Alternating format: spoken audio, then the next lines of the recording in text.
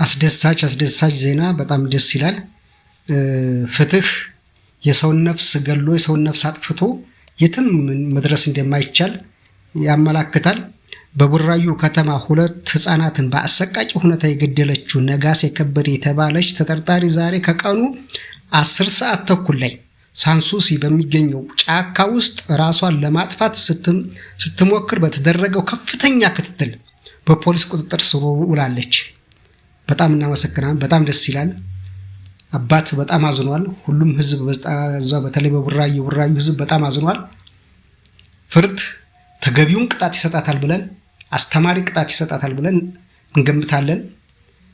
አባትየው መጽናናትን እንመኛለን። በተለይ ያው ሁሉም ልጅ ያለው ሰው ያውቀዋል። በጣም የሚያሳዝን ነበረ። በተለይ በመጥፋቷ ግን መንግስት፣ ፖሊስ፣ የአዲስ አበባ ፖሊስ ጣቢያ፣ የአዲስ አበባ ፖሊስ በጣም እናመሰግናለን። በዚህ ደረጃ ተሯሩጦ ፍትህን በማጽደቁ እናመሰግናለን።